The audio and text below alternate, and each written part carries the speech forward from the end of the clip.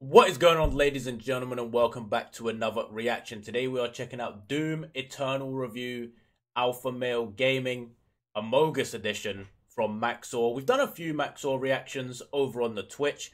If you haven't been and checked out the Twitch, be sure to do that. Link in the description below. And yeah, I thought I'd just do a regular reaction for this video. I think a lot of these videos are better when I can pay full attention to the video rather than paying attention to chat. I think some videos are better with a Twitch chat, some videos are better with me just reacting to them alone. So yeah, I'm interested to see Doom. Not a game I've ever played, I'm not gonna lie, not a game I've ever been interested in playing. But this should be entertaining because it's Maxors. If you are new, hit that subscribe button, and yeah, let's get into this video. I swear to God, if you throw me into that portal, I will fall. Lol. You were never one of us. I'm not really sure the concept of Doom is. I think it's like something to do with hell, dude. You are sus. So he's integrated the Among Us banter into this one. Doom Eternal is a game with so much testosterone dripping from its orifices that it caused me to create a son via mitosis. In this adventure, you play as John Doom, a man stricken with a son via irrationally mitosis, who does not consider or think through his actions and effects on other people. And in his quest to save mankind, kills God, God, and Satan God, who is also himself. If this in-depth and engaging hardcore male gameplay sounds appealing, then I've got the game for you. This game is of course the sequel to the critically acclaimed Doom 2016 with a few key differences. Alright then, buddy. I'm going to shit yourself. Meaningfully extend. It's been a while since I shit myself. Wait, I didn't mean to say that. I thought it would come out better. I was gonna say, with some of the jokes that him and Seth make, I wonder how long it takes them to write, or if they're just naturally talented at making jokes, because I tried to make jokes and they're never as good, but you know, we'll move. And builds off of the gameplay and challenges that we love, then extends them some more off of a fucking cliff until the product it's FPS, right? Resembles cracked It concentrate. is if you're FPS. watching this, I'm assuming you've probably played the game, since I don't actually have want not. to help people buy things. I'm here to entertain people, and if you're clamoring for entertainment and haven't purchased this game yet, do yourself a favor. There's enough male hormones here to transition someone, and I can guarantee. Oh my God. Fellow Sigma males. So whether Sigma you're a males like me or new to I'm modern sure I'm a games, Sigma male, you know? on this amazing journey through Twitch gameplay, beautiful environments, nonsensically fucked up lore. Wait, he streams it on and Twitch? Mongolian throat singing. For money is temporary, but Doom is eternal. Just to say, I remember when I first ever streamed, I would take suggestions from like Twitch chat to what to react to. One of the first things they made me watch was Mongolian throat singing, and that just triggered some memories. An interesting way to sing a song, I will say. Gameplay. Here we go. I would say that Doom Eternal's gameplay is quite unique. And Looks a little like Destiny to me. Everything in Doom Eternal is funneled directly into a single, but like hellified, multifaceted, multinational, and unilaterally combat system from which the entire game is built around. But Maxor, I hear you thinking, that's every game ever. Yes. Every good game ever. If I, for instance, became 12 and booted up GTA 5, I would be able to do at least a dozen unfun activities. True. GTA fell off, dude. The average Persona fan on his local playground, and that. What do they even do with GTA anymore, man? GTA has been out for like 10 fucking years. GTA 5. I remember getting it when I was like 14 or some shit, and I'm 23, so that game's been out forever. And they just released these fucking bum ass DLCs. Like, I don't want to run about GTA. Is special. You will play the game in the way that is fun, or you will lose.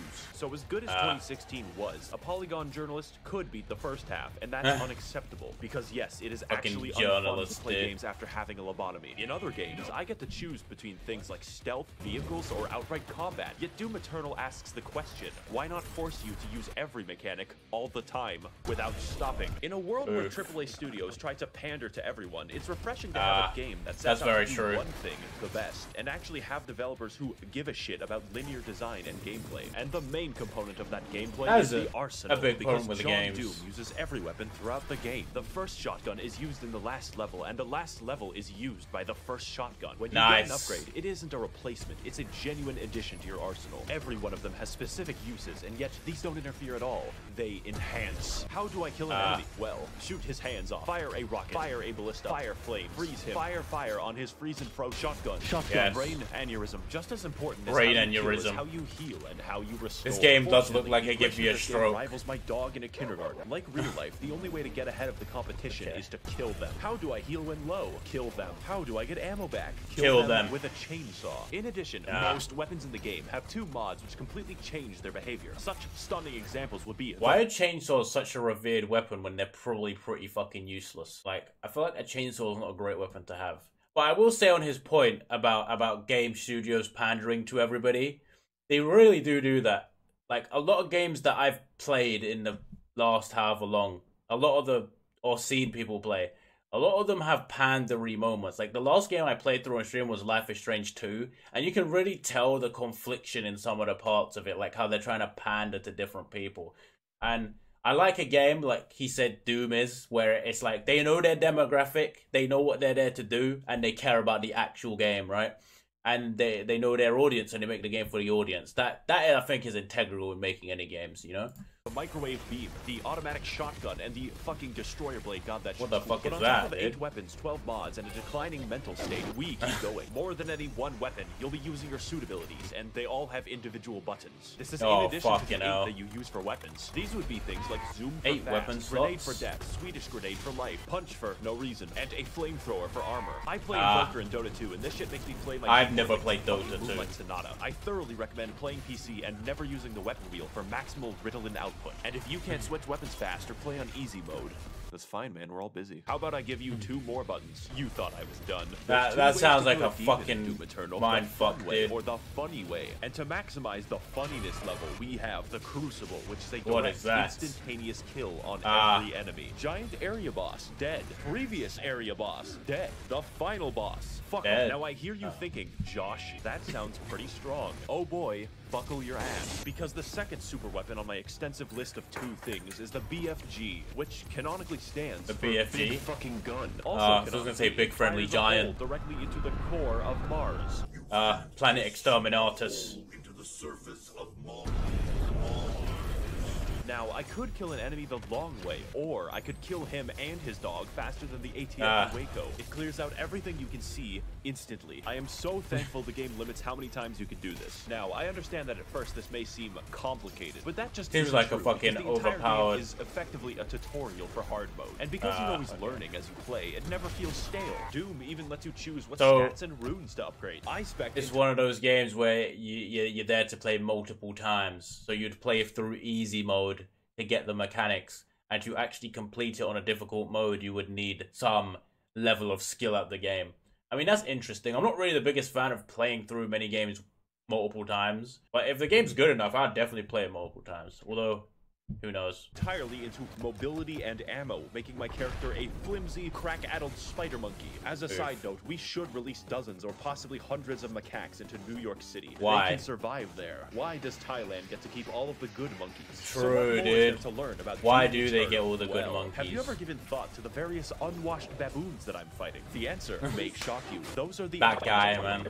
As you may have guessed, there are at least Electrocutes 3, himself on perhaps 4 purpose, dude. demons in the game, which is Crazy a lot for motherfucker. someone who is a small, blonde anime lolly such as myself. But it's the variety of the demons that make the game interesting. Demons can fly, they can roll around like hedgehogs, contract obesity, and be bastards. Obesity, Who dude. is Sandy Loam? Who is Tsushima? Amy Rose? I didn't Tsushima. know she could I never stand. played The that point game. of It the looked good, entire though. game, therefore, is to balance targets, switch weapons, and scream internally as you repeatedly fail to be cool. Just like high school. What I'm getting at is I every still demon failed to be cool, though. It's alright. and has completely different behavior and goals from one another. The Doom Hunter rolls around in a comically small tank. The zombies, like us, exist to die. And the Marauder produces controversy. He does a lot of damage, blocks your attacks, fights you at wild speeds, and can only be attacked after blatantly signaling so. I personally have no issue with him, as I find the challenge fun and engaging. And if you don't, I'm not saying you're wrong, I'm saying you're bad. I'm not getting into True. details for each one, since that's not funny, but don't worry, there are 27 of them without DLC. And if you're wondering why I'm fighting the entire cast, So it's of not made zombies by in Inferno, EA. you're actually Let's the go. minority. This game tries at every moment to make exposition collectible. Why is there just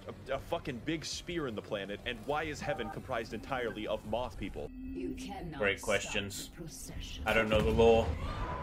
It feels like one guy wrote the events of the game, and another guy invented LSD just to write the backstory. So I'm going to combine both of them into a single, accurate interpretation of the Doom lore. If I say something objectionable, just pretend that it's right. It's not one of those, I wanted to say self-made. There is actual lore to this game, right? It's not like SCP where I can make it up as I please when it has a few, you know, random rules here and there that I have to abide by.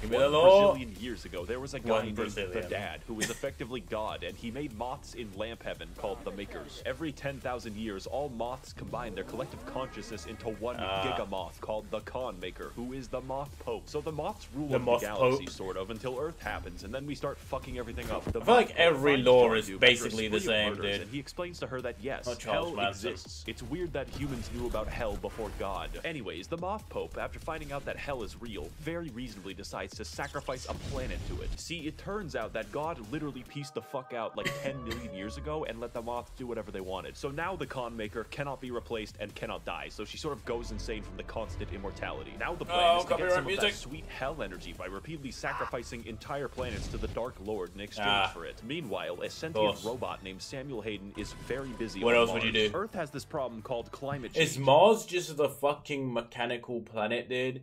Is this guy fuck toasters as well? Like, I know that's a Warhammer thing, but in Warhammer, the fucking planet Mars is also the mechanical robot planet. We need to find a new energy source. So instead of something hard and difficult like solar power, Samuel Hayden is like, what if we extract this cool blue energy from hell? Also, it's on Mars. Earth does this until hell begins breaking into Mars and John Doom stops them, which is the plot of Doom 2016. This makes Samuel Hayden mad because he's funded by the Koch brothers and really doesn't want to build a windmill. So instead of destroying the demonic crucible, he just brings it back to Earth and catapults John Doom into the backstory planet. If you think that sounds unreasonable, just remember that we considered blotting out the sun before building a fucking solar panel. Really? Holy shit, dude.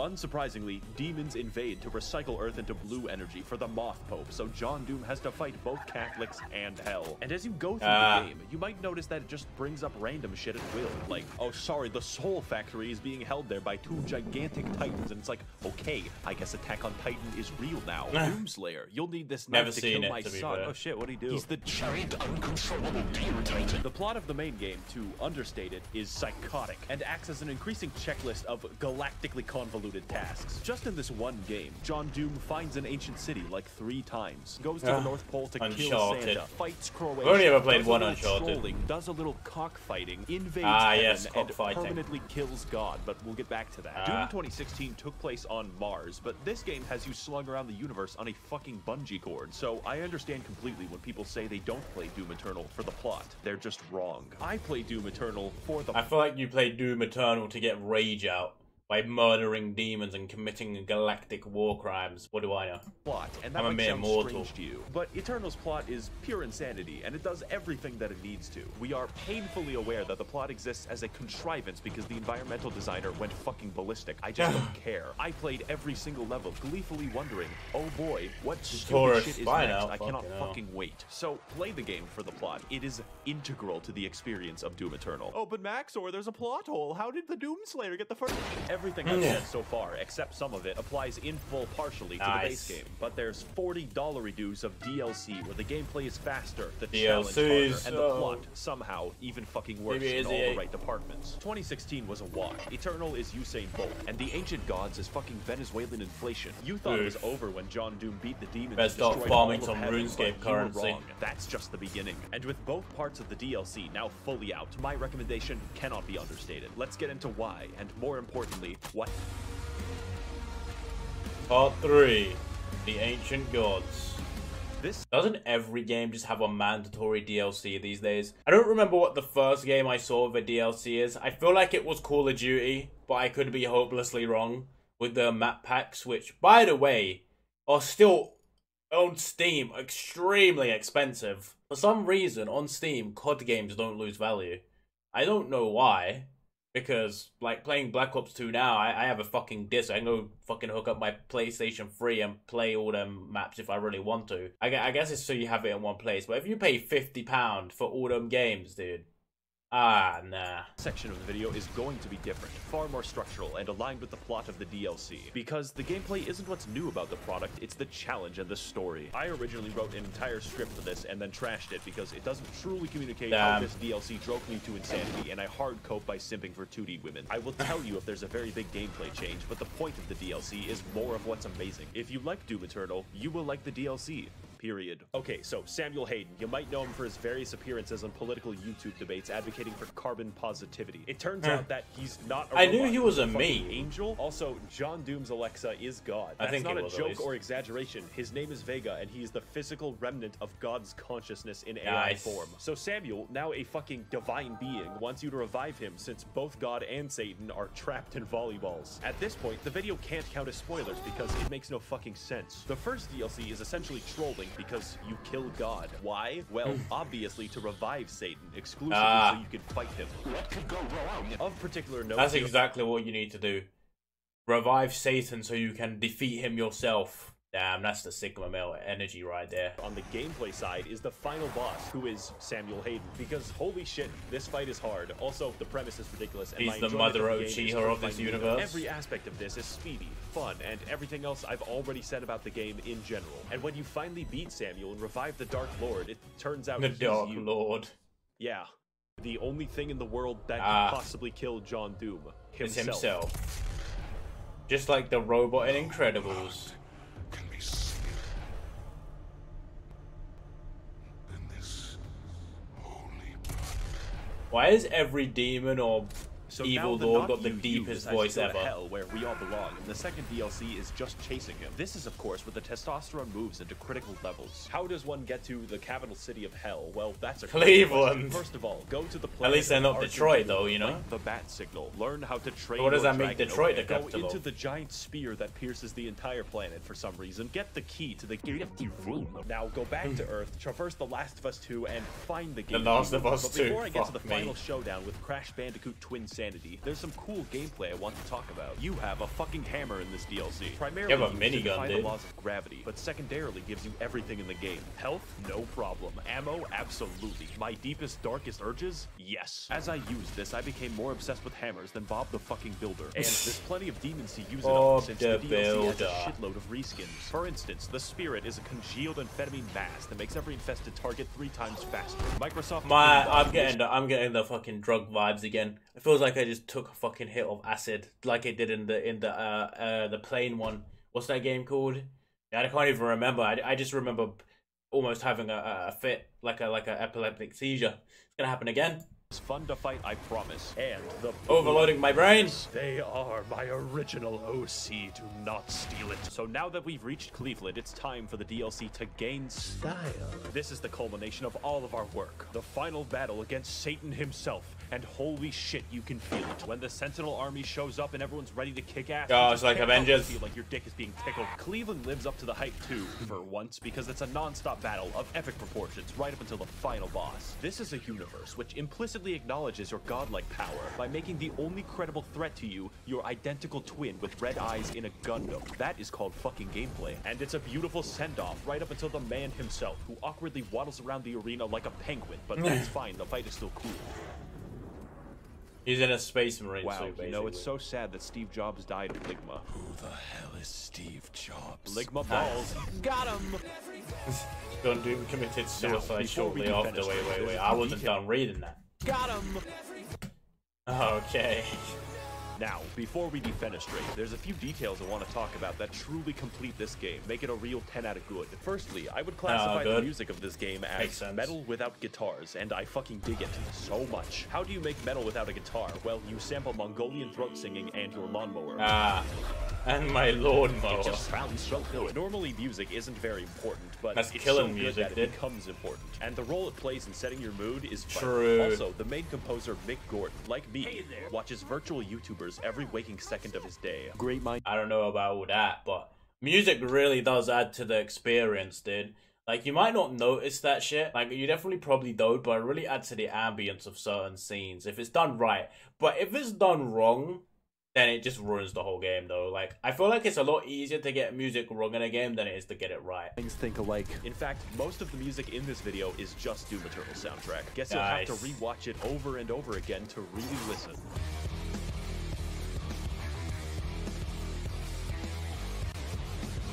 Finally, this game looks really good. Not in a, oh wow, look at all these particles I'm stroking out way. It's more like, how does literally anyone have time to model all of the geometry in the game? It is unreal. They work hard. So downright inspired that it makes you feel bad while playing it. Doom Eternal is such a fast and pulse-pounding game that it's like sprinting through the fucking Louvre. How am I supposed to appreciate the Mona Lisa when it looks like this? Should you buy the game? Yes, I am very biased. If speed and action is what you crave and you want to induce cardiac arrest early, this is your game. I would like to thank the Demonic Brotherhood funding this channel. Cheeseburgers when you got Doom Eternal. If you would like to engage in blood sacrifice on my behalf, you can head to my Patreon to learn more. Thank you all for watching, and of course, run. Welcome. They're coming. Whenever you're feeling down or feeling like you need drugs, you should watch Maxors. You know what I mean? Like, it's just got some good stuff in there. Always funny. Always just making great references to. I love that. All in all, Doom Eternal. I heard about the game before. I just never played a Doom in my life, and when I see a game that's really expensive that I haven't really got any will or any, like, nostalgia to play, you know what I mean? I don't usually buy it. Will I play this game? Probably not. Maybe eventually, who knows, but this review was absolutely excellent. I extremely enjoyed Maxors' channel, to be fair. When I first started watching Maxor, I kind of thought that he was like not a knockoff Seth, you know, but he was just not like in the same realm. But I know the difference now. Seth has more of a joke. His video is more of a just jokey. This one is just trying to give you as many brain like seizures as he can before you get to the end of the video, you know. So I can appreciate that. But yeah, all in all, I enjoyed this video, man. If you enjoyed this reaction, be sure to leave a like and subscribe to this channel. And if you have any suggestions, leave them below. I'll see you all next time.